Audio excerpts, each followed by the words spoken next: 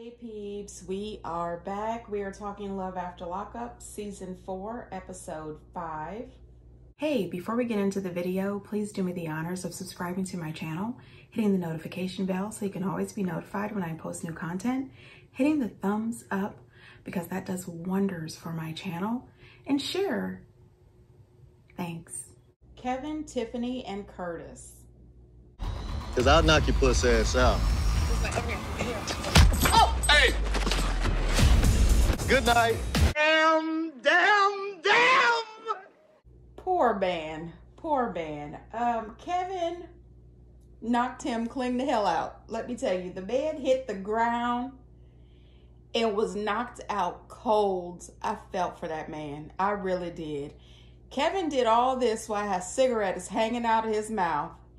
He says good night after he punched the dude out. I said, oh, this is terrible. He then gets in his car and starts to back out. And security and everybody is like, wait a minute. He said, get him up off the ground. He ain't knocked out. He's just acting sleep. I don't know what is wrong with these people. Mind you, this whole time, Tiffany is still in the production minivan. She has not gotten out of the van. She has not decided to check on poor Curtis, who is laid out on the ground next to security. Now, people keep saying, well, why is it that he did that and the police didn't arrest him? That was not the police. That was security. I don't know if it was security for the halfway house or if it was security for the Love After Lockup people. It wasn't an actual cop that can arrest him. Kevin gets in his car and decides to call his mom. He tells his mom, I'm about to be arrested because I done knocked his ass out. Like, he is a mess. His mom makes this comment when he asks her, should he come home? His mom says, I don't know. Maybe you should go back and talk to her. For what? I think he should not talk to her ever again. I'm just saying, why would you send him back to talk to that girl? When Curtis finally comes back to consciousness, he is dazed and completely confused. He is bleeding on the side of the head and he can't remember anything that happened. Cannot remember anything. They sit him up in the car and he wants to drive home. He said, well, what happened? Did somebody sneak me? Well, what happened? He knows nothing. The security guard takes his keys because this man has no business out on the street. He really doesn't. He really needs to just sit for a while. You know what I mean? And don't fall asleep. Don't fall asleep, buddy. Tiffany is still not checking on the man. She has not walked over there to say, oh my goodness, I'm sorry this happened to you. How are you feeling? Maybe next time you don't call somebody short when you're the same height. Maybe we should have just put the items into, the back of the truck and then went on left. Nothing, absolutely nothing. She is more concerned about herself. She is sitting in the back of the truck acting as if she is the victim, as if she's the one who has just been knocked out on national TV by Tiny Tim. It was just selfish. Curtis is in the car thinking that he is going to be able to take this girl that he has been in love with since high school home. He says, I know she wants to be with me. It's okay. And next thing you know, she is telling him that she cannot drive home with him. This is all too much for her. I said, too much for you? This man has gotten beat down on national TV. He's knocked unconscious, can't remember what happened to him. You have reduced him to a puddle of tears. The man is crying. He is upset. And she gets on the phone and calls Kevin and asks Kevin to come back and pick her up. Kevin says, what? When I was there, you walked right past me like you didn't even know me. Now you want me to come back and pick you up? And like a idiot, he decides to go on back and pick her up. I think that Kevin and Tiffany are perfect for each other. This man is the same guy that just called you all kinds of bitches and hoes. And now all of a sudden, because he's knocked out Curtis, you are super attractive to him. She said that she didn't realize it until she saw him knock Curtis out, how much he cared about her. Yikes. Tiffany is making me think of Lacey. I said, we do not need another Lacey on this show. Indy and Harry. So they are headed to meet the psychic, and we already know that Harry is not here for the psychic. He says that he doesn't really think it's cool to have a psychic dictate your life. to make life decisions based off of what a psychic tells you. And I have to agree with that. Going to a psychic for entertainment purposes, for a girls' night or, whatever, fine, do that. It's your choice. But making actual life decisions based on a psychic, that is a no-go. I am telling you right now, if you have not seen it, I would check out American Greed. I can't remember the episode. I will put it in the editing. It was an episode about a guy who started making life decisions based off of a psychic, and it ended up costing him his family's fortune. When they arrived there, the psychic tells them that she felt a surge of negative energy and anxiety. I said, yeah, right. Production told you about them getting pulled over and getting a ticket, and that's why they were late. Come on now. She says that she thinks that the negative and anger energy that she is feeling is coming from Harry. And Harry tried to act like a complete jackass and act as if he has no idea what she's talking about. And I'm pretty sure that production had already told her that you were the angry party. The only thing that the psychic lady actually said that made sense is that they need to slow down. And Harry was all here for it. Indy was asking about marriage and babies, and the lady said, take it slow. It's possible in the future that you guys could have marriage and babies, but there's a lot of repairing that needs to happen in this relationship. There is a whole lot of things that need to happen in this relationship, like both people being gainfully employed, having your own place, proving that you can stay out of jail and continue to be loyal, maybe, getting into some counseling. There's a whole lot of things that could be happening before a marriage. That's all I'm saying. Now, by the end of the appointment, after the lady mentioned that they needed to slow down on marriage, Harry seemed to be all about, this psychic. He appreciated her then. One thing I noticed throughout that psychic appointment, Harry's hair was a complete mess. He had a pink ponytail holder in the back. However, when he walks out of the psychic appointment, his hair is freshly braided, freshly edged up, and there was no ponytail holder. And on top of that, he was clean shaven. We TV absolutely thinks that we are crazy, right? We don't notice. He went from fuzzy pink ponytail holder to sleek, straight, and tight, and no ponytail holder. As he screams to Indy that it's his probation officer calling, and he's ducking behind the side of the building to talk to another girl that he's interested in, and stating to production that he cannot marry Indy because he's only known her while he was in prison. Listen, Indy, girl. When he said that it was his PO on the phone, why does he have to hide and cut off into the corner? Why can't you have this conversation walking towards the car if it's really the PO? Second of all, Indy, listen, girl, get yourself and your daughter and head on back to Maryland. This relationship is not going to work. You do not need a psychic to tell you that. We are 5 episodes in. Plus, we also heard about Harry on Love during Lockup. And we are just now finding out that Harry has a beautiful daughter who is 5 named Ava. Now, Ava has a mom named Fatima who told Ava that Harry was in superhero camp when he was in jail. I said, you know what? I appreciate that. She is protecting her daughter. I would not want to bring my daughter up to the jail for jailhouse visits either. We didn't do the crime, and we're not doing any time. I'm just saying. Now, Indy wants to go with Harry to meet his daughter for the first time after all of these years and, be introduced to his daughter and to his daughter's mom because she's still feeling a little insecure regarding his cheating. Now, he gets an attitude with her about being upset about the cheating. Sir, it just happened. You know what I mean? It's fresh. Give a girl a minute. But at the same time, that is another red flag. Indy, please go home to your mama. Anyway, she wants to meet the ex-girlfriend because she's worried that he might rekindle a flame with the ex-girlfriend, and she also wants to meet his daughter.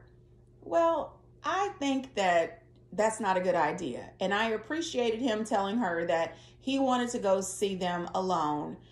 She takes him and she waits out in the car with her and her daughter. I said, girl, listen, I know he doesn't have a license and he can't drive. So if he has to get over there, if his sister or somebody couldn't take him, why didn't you just drop him off and then come back and pick him up later? You sitting out in the front of this woman's house is just a little weird. Anyway, I really liked his daughter's mom.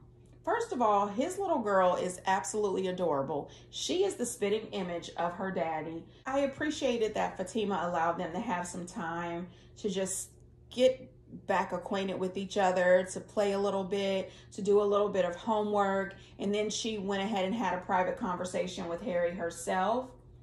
Let me just say, Fatima, she's not playing any games with Harry. She really isn't. One thing I noticed about her was she was pretty much speaking facts with him. She was laying down the law, and I noticed that even though she was telling him about being responsible, about being a good father, and about making the right decisions, you know, how is it possible that you coming fresh out of jail are able to learn how to support yourself, a girlfriend, your girlfriend's children, and your daughter? Like, how are you going to do that right now? You know, she's speaking facts to him. And I did notice that the whole time that she was laying down the rules and, you know, letting him know what was expected, he did not raise his voice with her. He did not disrespect her in any way. The way he tried to pop off to his sister or to Indy, he was respectful to Fatima. You know, I appreciated that she let him know that he was not going to be playing with their daughter.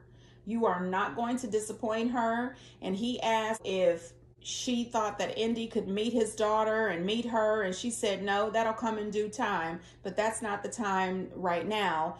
And he asked if his daughter could come and stay the night with him. And she said, absolutely not. And I agree with that. You and her are just now seeing each other for the first time since she was about 1 year old.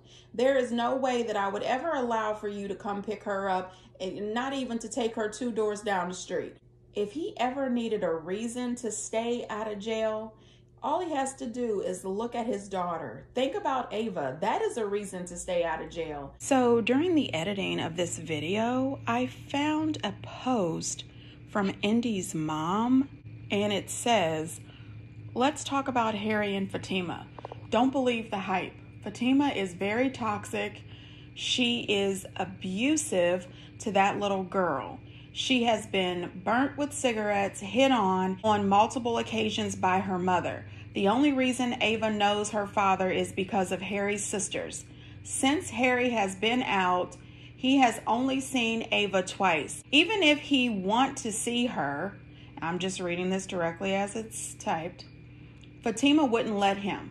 Y'all caught up on this TV stuff and don't know the story behind the story, the real story. Coco is in school and Indy all the way good, okay?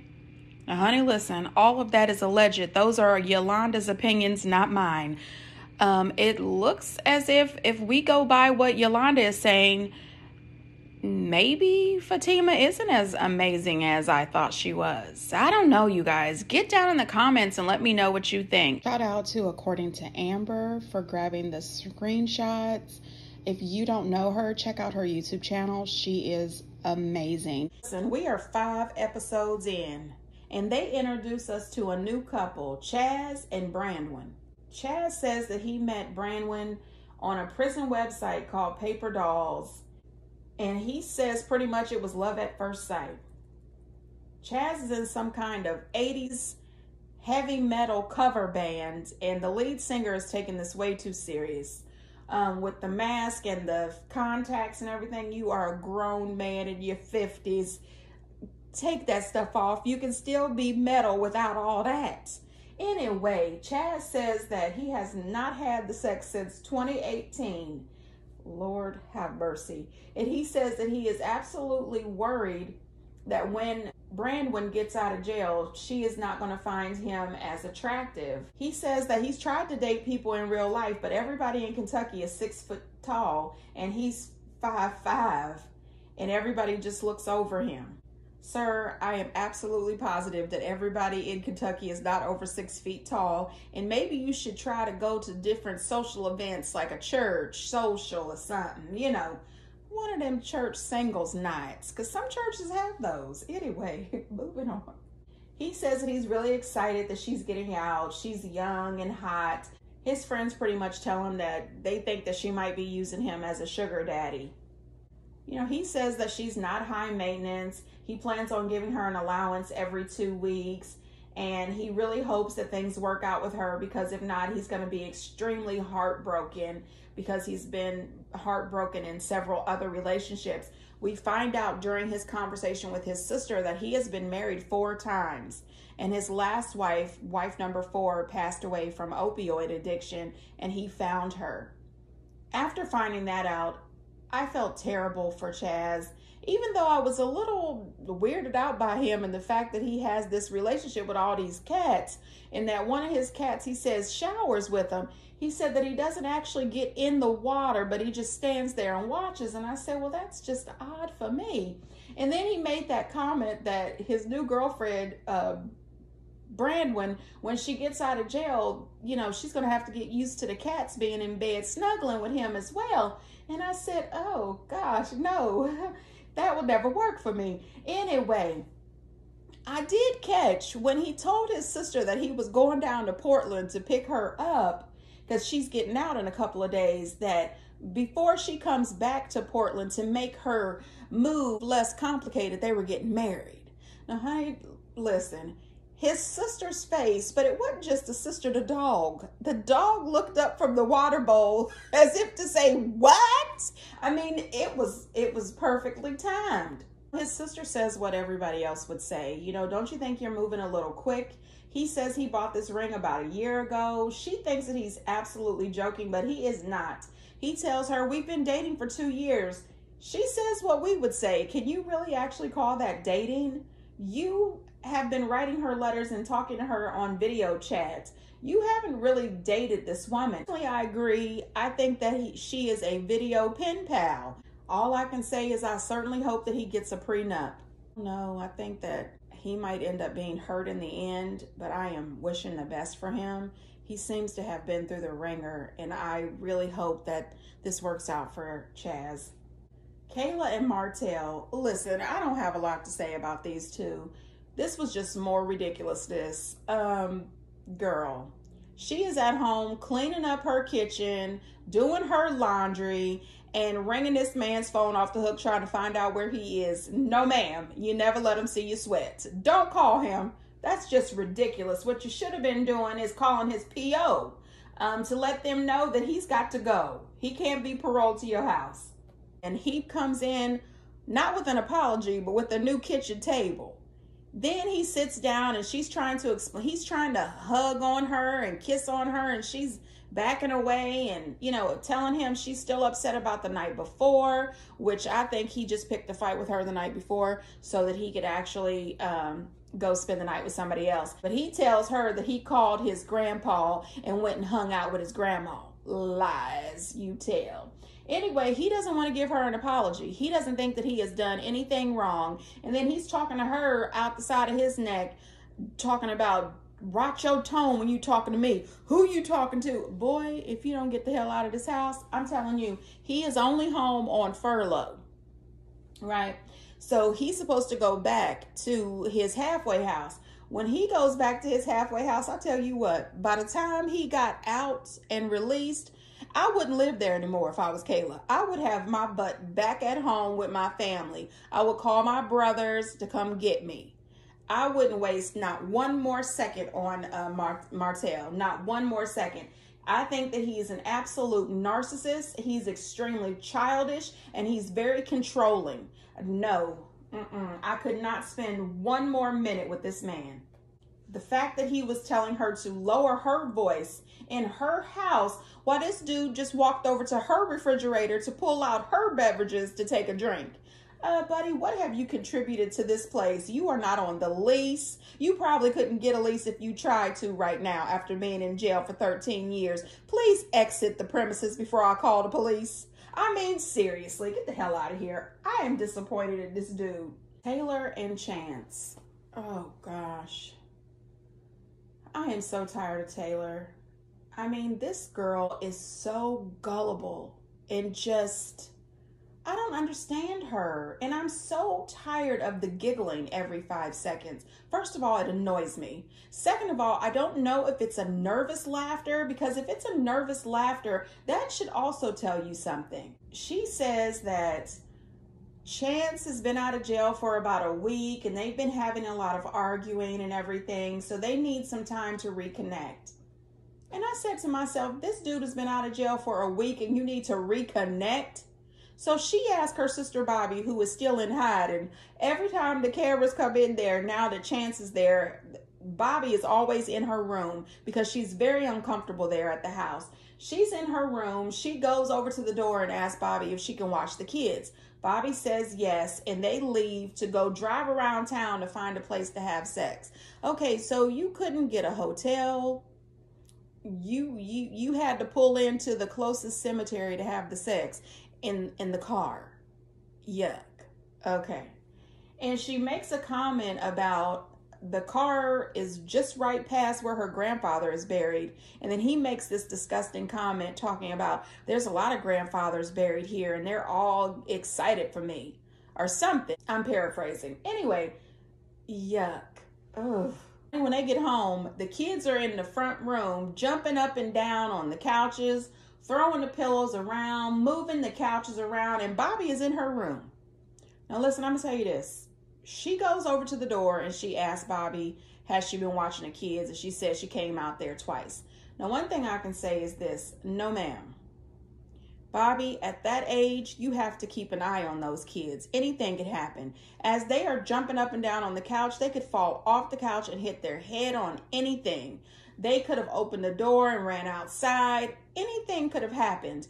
You need to be outside of your room, keeping an eye with them. Maybe you could have thrown on a movie and sat out and watched a movie with them, laid out some coloring books, something. I know you can't stand Chance, but you got to watch the girls. That's not acceptable. Now, one thing that I thought was weird too is they were outraged about the girls jumping up and down on the couch, but we've seen them on other episodes jumping up and down on that couch, and Taylor was right there. So don't act like this is new. It's not new. They've been jumping on this couch and acting out for a while. Chance is having a fit, talking about what a bad babysitter she is. If she's going to be around here, what is she going to do? You know, I'm assuming that she does more than just stay in her room. I'm thinking that she might pay a couple bills around there, which is more than what he's doing. Chance is clearly just trying to get rid of the sister so that he can isolate her and, you know, control her. You know, her 5-year-old daughter makes a comment to Chance, it's mommy's house. She tells us what to do. And Chance gets a full-on attitude, stumps off. He makes this comment, so what do I have to do? Buy my own house and let you guys move in there in order for me to tell you what to do? That is sign number 187. Get the hell out of my house. You are never going to tell me what to do. Okay? What are you talking about? And she tells him, she says that was a 5-year-old that said that. Then Bobby hears him talking about her. She's in her room and she says that that's exactly what they do, which they proved it. They were upset with her for not being in the living room with the girls, watching the girls, but they absolutely walked away from the girls, left the girls in the living room and went in their room and shut the door. So, you know, Bobby's in her room with the door shut. As far as I'm concerned, y'all do it too. And that's pretty much what Bobby said. She was pissed and she ran out and slammed the door. Taylor is completely under this man's mind control. But Taylor is too busy being goofy and immature and constantly laughing, being irritating as hell, to realize that she needs to focus on her children and her relationship with her twin. Taylor, you've got to do better. Lacey and Antoine. So Lacey drives 3 hours to a hotel so she can stay the night, and the next day she picks Antoine up from prison. You know, she's excited to see him, but she's feeling a little nervous. You know, when he gets out, all I can say about this couple is they're not going to make it. You know, I'm not a body language expert, but something tells me that he is not feeling her at all. His body was leaning towards the door. She asked him to hold her hand. When he went to hold her hand, he said her hand was sweaty, you know, as if he really didn't want to hold her hand. Then when she kissed him, he wiped the kisses off, and she said, "Did you just wipe my kisses off?" And he said, "Yeah, because they're wet." And he's thinking about meeting up with his friends and everything. I think that she's about to get her heart broken big time. She says that he's the man of her dreams, and I can't understand how someone who has been to jail as many times as him at his age, how can this man be the man of your dreams? I don't understand it. Girl, I'm wishing you the best, but I know it's not gonna work out. Anyway, you guys, get down in the comments and let me know what you think. And until next time, bye.